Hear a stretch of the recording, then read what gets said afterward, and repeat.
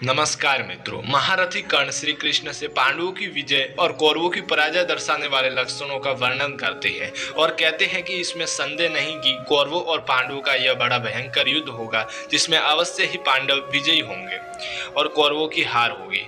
अब कर्ण श्री कृष्ण से अपने स्वप्न का वर्णन करते हैं और बताते हैं कि मुझे इस स्वप्न में यह स्पष्ट रूप से दिखाई दे रहा है कि वे इस महायुद्ध में हम सब लोगों का संहार कर डालेंगे और जहाँ धर्म है उसी पक्ष की विजय होती है। श्री कृष्ण, अगर इस महायुद्ध से पार होकर हम जीवित बच गए तो पुनः आपका दर्शन करेंगे। इसका उल्लेख महाभारत उद्योग पर्व में भगवद्धान पर्व के अंतर्गत 143वें अध्याय में हुआ है, जो कुछ इस प्रकार है। वैकर्तन कर्ण बोले, माधव, दुर्योधन को इन उत्पातों का दर्शन तो होता ही है, उसके लिए सारी दिशाएं भी प्रज्वलित सी होकर महान भय की सूचना दे रही हैं। अच्युत, मैंने स्वप्न के अंतिम भाग में युधिष्ठिर को 1000 खंभों वाले महल पर भाइयों सहित चढ़ते देखा है। उन सब के सिर पर सफेद पगड़ी और अंगों में श्वेत वस्त्र शोभित दिखाई दिए हैं। मैंने उन सब के आसनों को भी श्वेत वर्ण का ही देखा है। हे जनार्दन श्री कृष्ण, मैंने स्वप्न के अंत में आपकी इस पृथ्वी को भी रक्त से मलिन और आंत से लिपटी हुई देखी है।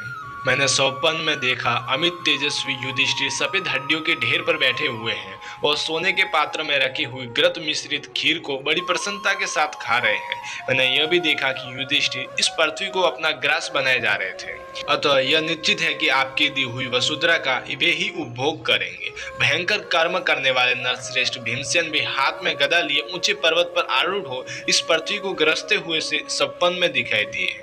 अतः यह स्पष्ट रूप से जान पड़ता है कि वे इस महायुद्ध में हम सब लोगों का संहार कर डालेंगे।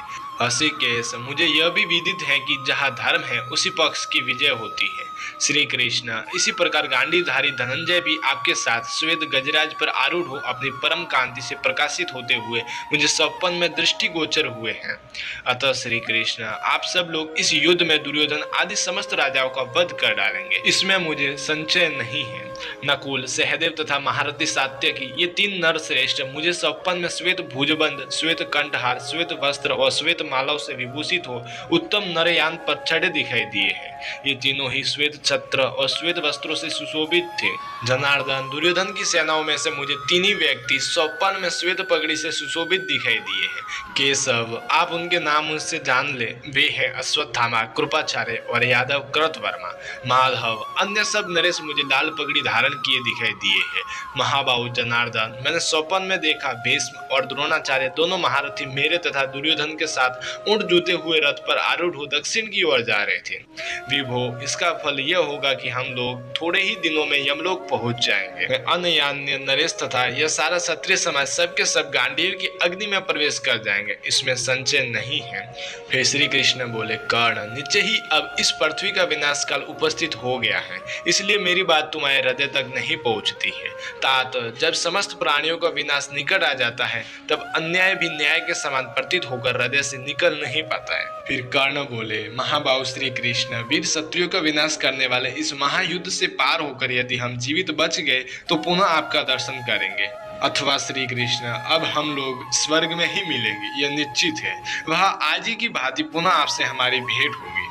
और संजय कहते हैं, ऐसा कहकर कर्ण भगवान श्री कृष्ण का प्रगाढ़ आलिंगन करके उनसे विदा लेकर रथ के पिछले भाग से उतर गया।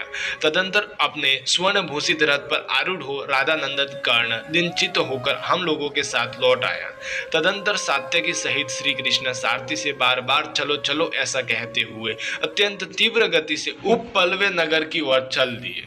तो फिर मित्रों, ये था आज का हमारा वीडियो। इस वीडियो में आपने जाना कि महारथी कर्ण को युद्ध से पूर्व ही महाभारत युद्ध के परिणाम के बारे में ज्ञात था। तो आशा करता हूँ कि आपको हमारा ये वीडियो पसंद आया होगा।